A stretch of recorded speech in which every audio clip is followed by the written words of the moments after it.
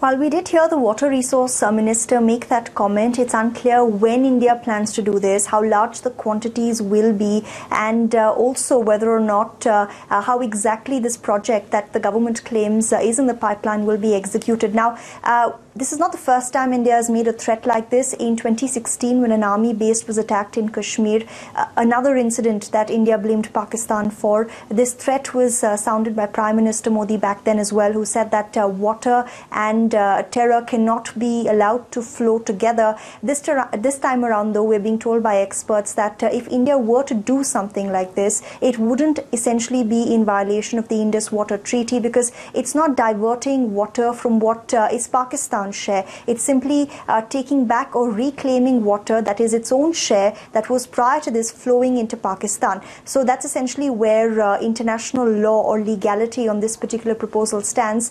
In light of that, you've also heard of other fallouts from the Kashmir attack. You've had Kashmiris who were attacked by right-wing groups across the country, and now we're being told that the Indian Supreme Court has told the Indian government to ensure that adequate protection is given to Kashmiris living anywhere in the country. Cameron, I want to get to you now. Has there been any reaction in Pakistan to India's move on diverting river water?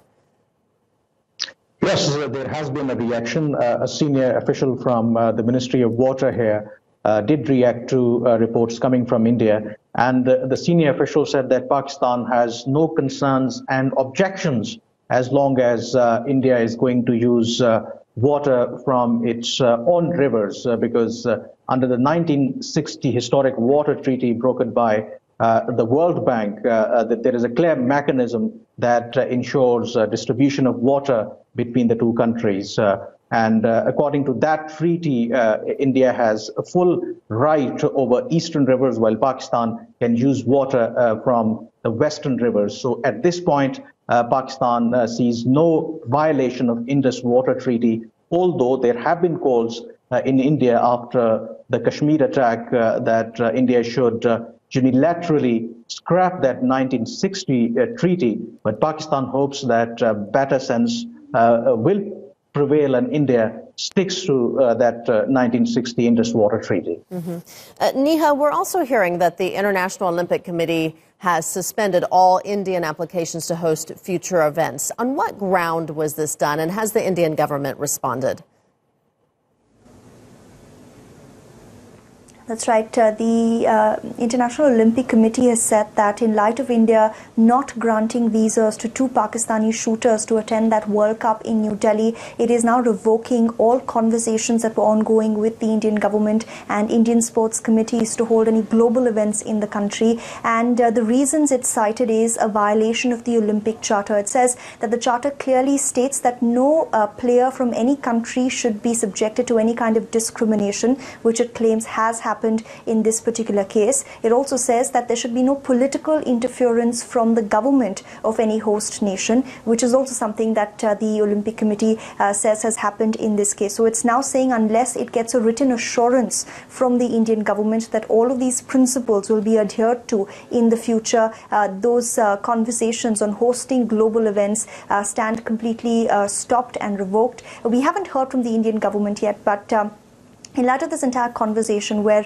there is a lot of talk in India of ensuring that Pakistan is punished for what many in India are calling is its role in that Kashmir attack. There's also conversation going on about India boycotting the World Cup that will play out in London later this year and not playing any matches against Pakistan. So rhetoric in India very, very high, with many considering that Kashmir attack a very emotive issue. Cameron, Pakistan has also decided to step up the crackdown against militants. What can you tell us about that move?